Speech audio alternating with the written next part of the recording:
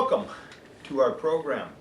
This is an ongoing series of interviews here on YouTube. This is the Art City and Gallery, and we are once again with Richard Springer, painter, actor, interdimensional clown, and illustrious thinker and ponderer of all kinds of things. And so we're sharing the space and the time with the cowboy.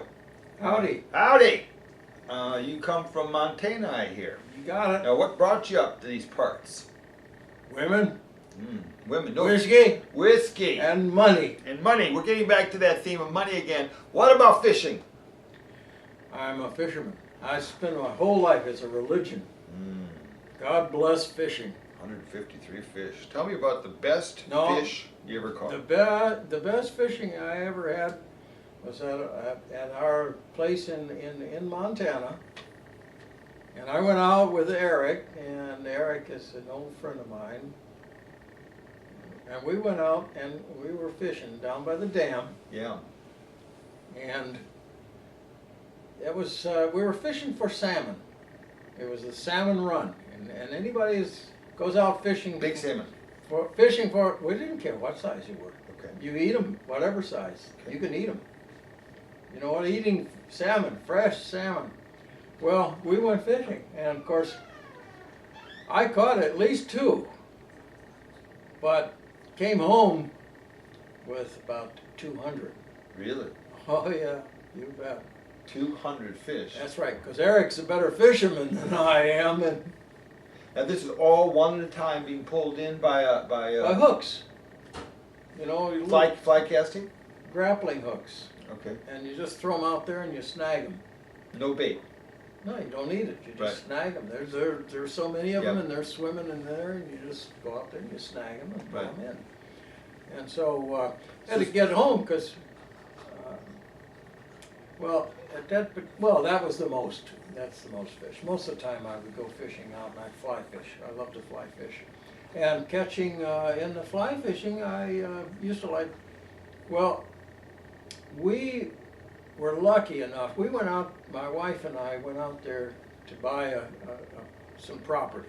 Right. And we got out there. What year was this, Richard? This was 1972. 1972. Yeah. And the property that we went out to buy sold within a few days of our arriving. So we didn't buy that property, so we had to find a new property, and that was pretty difficult to do. And so my wife went back with the kids, went back to Illinois, and I stayed to look around along with my good friend Bob Borden, who was a real estate agent, and didn't find anything. So after a few days, I was really just at that point where now I guess I have to go back to the real world in Chicago and take up the cudgel and start beating the people again. But so I stayed overnight, and the next morning I was going to go down to the real estate place in Kalispell and say goodbye to my friend Bob. So I'm driving down, left the motel, and I'm driving down to the real estate place and go in there, and I walk in there and said, where's Bob? And they said, well, he's out right now. He's got to show something. And I said, oh, darn, I'm on my way back to Illinois, and I wanted to say goodbye and thank him for everything that he did. And they said, well, we'll tell him. So I got in the car, took off, and I'm driving on the road, the highway down towards Missoula, Montana. Yes. And I'm about a mile out of Kalispell, and about a mile out there, and all of a sudden, this voice yelled at me, "Stop, turn around." I'm serious. Yelled at me. And I pulled off the side of the road and looked around, and there wasn't anybody anywhere near. Now, did you hear this voice in your ear? It was just like you're talking to me. Really? It was just, "Stop, turn around." So I pulled off the side of the road, and I couldn't find anybody or see anybody, so I thought, well, heck, I might as well just turn around and go down. So that I was- came that was back. some being of some sort. I'm pulling into the real estate, the driveway, just as Bob Borden is pulling into the driveway. Very interesting.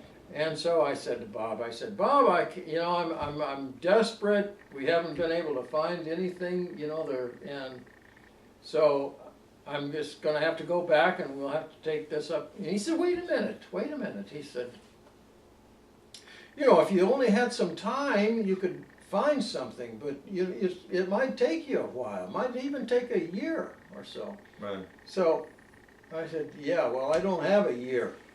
So he said, well, maybe you do. Come inside. He said, I've got something to show you. Very interesting. He says, I just came back from something, and he says, you're the person I want to talk about. So I went in there, and he showed me these pictures. Beautiful 260-acre ranch in the wilderness area, no cattle, nothing, just two beautiful houses and a cabin on it, lots of outbuildings, and 2.5 miles of pristine fishing river runs through that property. And he says, does that interest you? It's hidden away in a mountainous valley. And I said, it sure does. But I said, Bob, I can't afford that. And he says, no, don't think about you can't afford it, because you don't have to. He says, you can stay on it rent-free. And he said, and all the owner wants you to do is to stay on it for 2 years. And if that's okay with you, that's all. All he wants to do, he's from California, all he wants to do is fly in. There's a place for a runway. He has a runway on there. Every so often, he wants to stay in the cabin when he comes, and he'll leave you alone. But that's all. He just wants a place in the wilderness. Isn't that something? So you're just to maintain the property then? That's all we had to do. Cut the grass and make sure that... Which was very little. Right. Very little. So you had 2 years rent-free. 2 years rent-free. And Eating a lot of fish, I imagine. yeah, morning, go out fishing on the river. Evenings, go out fishing on the river. And in between, trying to figure what the hell am I going to do?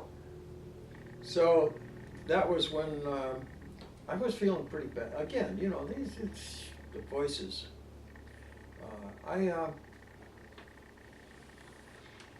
About a month into it, all I could do was sit out on the porch and look at all this beauty, but nothing. I was feeling, what in the heck?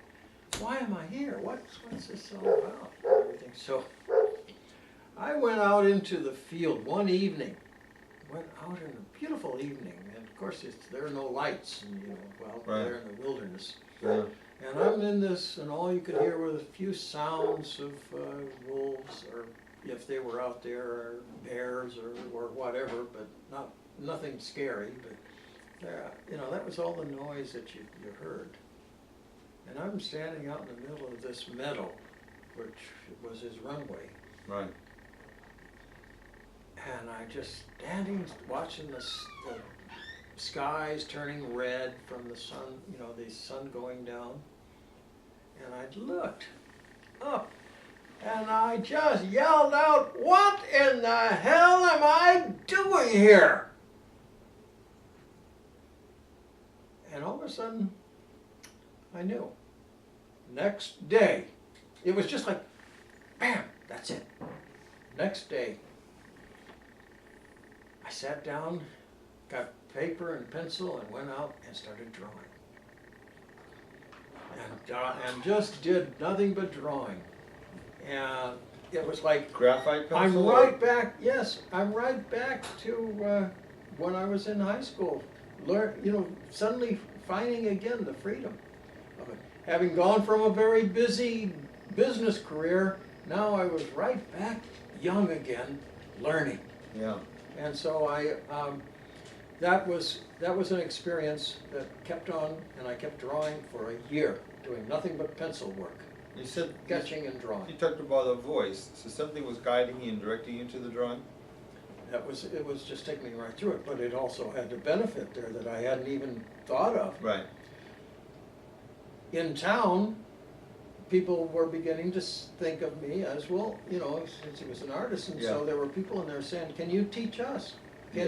Can you help us to be artists or to learn something? And so I said, I don't know, but I'll try. Before long, I had these large classes and workshops and teaching art and painting. Yeah. And the process of teaching, Oh, yes. is the process of learning. Yes, it is. Yeah. And so here I was in Montana, and always having dreamed of being a cowboy in Montana. Not becoming a cowboy, but becoming an artist. Yeah. In Big Sky Country. That's right. So I want to just take you back to that moment where you were told to stop. And how would you identify that voice? Who was that? I have no idea who it was. It was a male voice. It was a male voice. Yeah, it was a male voice. Cut. Now,